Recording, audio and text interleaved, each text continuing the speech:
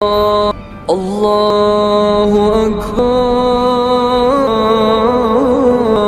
أكبر.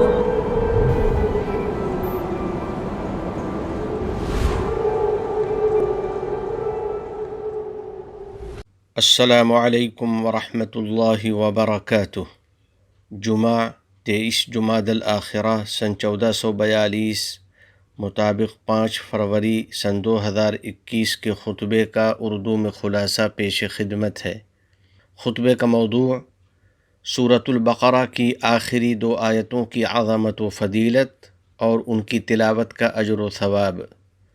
الحمدللہ رب العالمین والصلاة والسلام على سید الانبیاء والمرسلین وعلى آلہ وصحبہ اجمعین، اما بعد فقد قال اللہ تعالی یا ایہا الذین آمنوا اتقوا اللہ وآمنوا برسولہ۔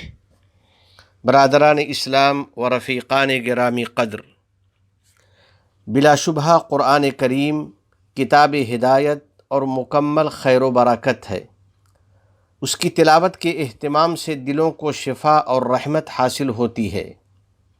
یوں تو پورا قرآن کریم اور اس کی تمام صورتیں خیر و برکت سے لبریز ہیں، مگر بعض صورتوں اور آیتوں کو خصوصی مقام حاصل ہے۔ انہی میں سورۃ البقرہ کی آخری 2 آیات بھی ہیں۔ سیدنا عبداللہ بن عباس رضی اللہ تعالی عنہما فرماتے ہیں کہ ایک دن حضرت جبریل علیہ السلام خدمت نبوی میں حاضر تھے کہ اچانک رسول اکرم صلی اللہ علیہ وسلم نے اوپر سے ایک آواز سنی۔ آواز ایسی تھی جیسی دروازہ کھلنے پر ہوتی ہے۔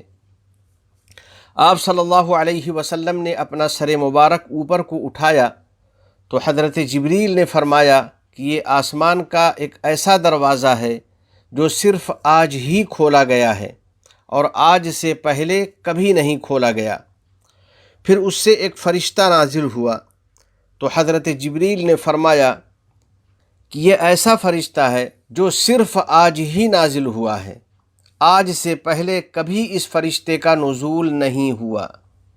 اس فرشتے نے آپ صلی اللہ علیہ وسلم کو سلام کیا اور عرض کیا کہ آپ کو ان 2 نوروں کی خوشخبری ہو جو صرف آپ کو عطا کیے گئے ہیں اور آپ سے پہلے کسی بھی نبی کو نہیں عطا کیے گئے۔ ایک سورہ فاتحہ اور دوسرا سورہ بقرہ کا آخری حصہ، یعنی اس کی آخری 2 آیتیں۔ آپ ان میں سے جتنے بھی حروف پڑھیں گے آپ کو ان کا عظیم اجر اور کثیر ثواب عطا کیا جائے گا۔ قرآن کریم کی تلاوت کا اہتمام کرنے والوں، یقیناً سورہ بقرہ کی آخری 2 آیتیں بڑی عظیم بشارت اور خصوصی عطیہ ہیں۔ یہ ایمانی نور اور قیمتی خزانہ ہیں۔ ان آیتوں میں اللہ رب العزت نے اپنے حبیب صلی اللہ علیہ وسلم کو اور مومنوں کو بشارت دی ہے اور اس بات کی گواہی دی ہے کہ انہوں نے اللہ تعالیٰ کی مکمل اطاعت کی اور تمام انبیاء و رسل علیہم السلام پر ایمان رکھا۔ آمن الرسول بما انزل الیہ من ربہ والمؤمنون کل آمن باللہ وملائکتہ وکتبہ ورسلہ لا نفرق بین احد من رسلہ۔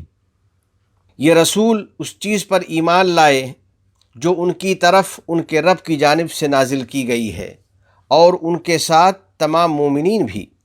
یہ تمام لوگ اللہ پر، اس کے فرشتوں پر، اس کی کتابوں پر اور اس کے رسولوں پر ایمان لائے ہیں۔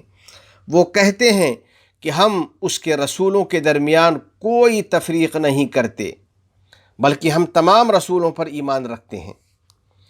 اسی طرح یہ دونوں آیتیں رحمت و کرم کے مضمون پر بھی مشتمل ہیں اور اللہ کی طرف سے لوگوں پر تیسیر اور آسانی کرنے کی خبر دی گئی ہے۔ اسلام میں لوگوں پر سہولت کرنے کی بہت زیادہ فضیلت ہے۔ ایسے ہی ان آیات میں بڑی جامع اور عظیم الشان دعائیں ہیں اللہ تعالیٰ نے جن کی قبولیت کی ضمانت لی ہے۔ چنانچہ رسول رحمت صلی اللہ علیہ وسلم کا ارشاد عالی شان ہے، الآیتان من آخر سورة البقرہ من قرأہما فی لیلۃ کفتاہ۔ سورہ بقرہ کی آخری 2 آیتیں ایسی بابرکت ہیں کہ جو شخص ان کو رات میں پڑھ لیتا ہے تو وہ اس کے لیے کافی ہو جاتی ہیں۔ ان فضائل کا تقاضا ہے کہ ہم خود بھی ان آیات کے پڑھنے کا اہتمام کریں اور ان کے ذریعے دین و دنیا کی کامیابی کی دعا کریں، نیز اہل و عیال کو بھی اس کی تعلیم و ترغیب دیتے رہیں۔ یا اللہ، یا کریم، ہم کو تلاوت قرآن کی اور اس کے معانی میں غور و فکر کی توفیق عطا فرما دے اور اس پر عمل آسان فرما دے، نیز ہمارے قلوب کو تمام انبیاء کرام علیہم السلام کی تعظیم و محبت سے لبریز کر دے۔ رفیقان ملت اسلامیہ، میرے عزیز بھائیو، سورۃ البقرہ کی آخری 2 آیتوں سے یہ مضمون بھی ذہن میں پختہ ہوتا ہے کہ خدائے عز و جل نے انسانوں کی ہدایت کے لیے انبیاء کرام کا سلسلہ جاری فرمایا اور ہر امت کے پاس رسول کو مبعوث فرمایا تاکہ وہ لوگوں کو توحید و رسالت کی دعوت دیں اور ان کو رب العالمین کی اطاعت و عبادت کی طرف بلائیں، جیسا کہ اللہ جل جلالہ کا فرمان ہے وَلَقَدْ بَعَثْنَا فِي كُلِّ أُمَّةٍ رَسُولًا أَنِ اعْبُدُوا اللَّهَ، اور حقیقت یہ ہے کہ ہم نے ہر امت میں کوئی نہ کوئی رسول اس ہدایت کے ساتھ بھیجا ہے کہ لوگو تم اللہ کی عبادت کرو۔